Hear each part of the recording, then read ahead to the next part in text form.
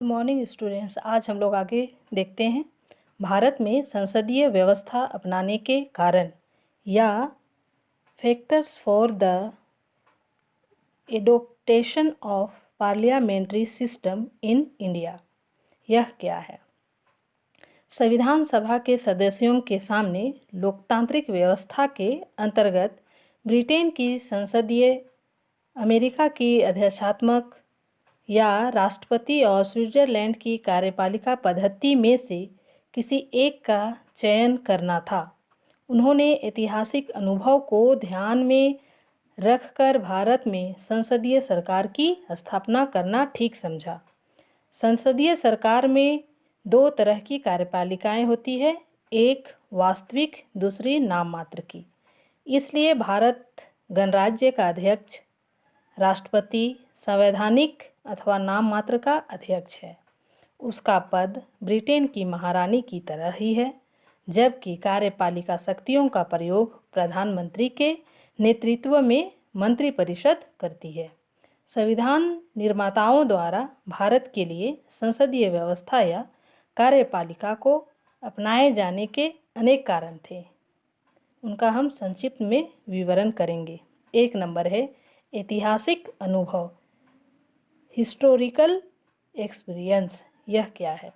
भारत के संवैधानिक विकास के इतिहास का विवरण देते समय यह बताया जा चुका है कि भारत में संसदीय शासन प्रणाली की आधारशिला सन 1833 के चार्टर अधिनियम द्वारा रखी जा चुकी थी। धीरे धीरे विकसित होती हुई यह संसदीय शासन प्रणाली 1919 के भारत सरकार अधिनियम से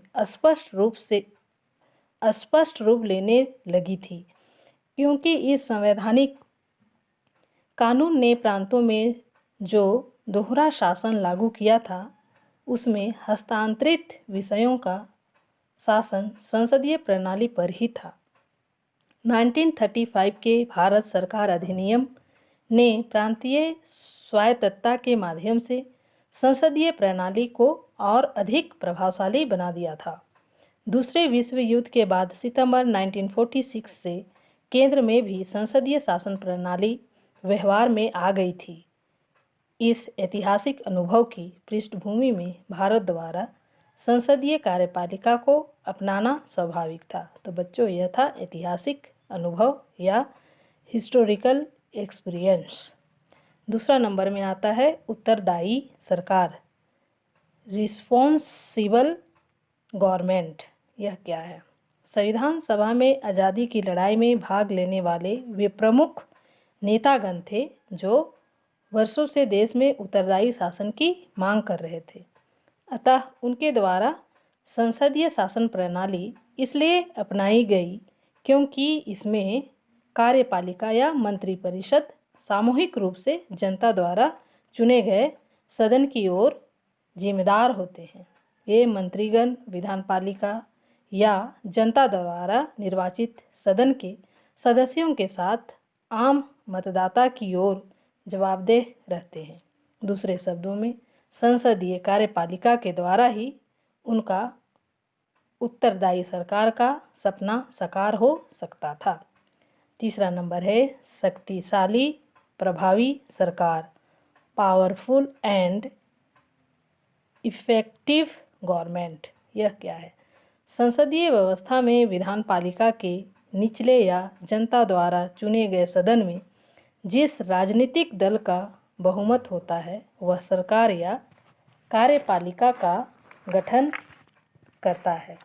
बहुमत के समर्थन पर टिकी यह कार्यपालिका शक्तिशाली और प्रभावपूर्ण होती है, क्योंकि उसमें स्थायित्व बना रहता है। सरकार की नीतियां प्रभावशाली तरीके से लागू होती है। चौथा नंबर, व्यावहारिकता की मांग या प्रैक्टिकेबिलिटी।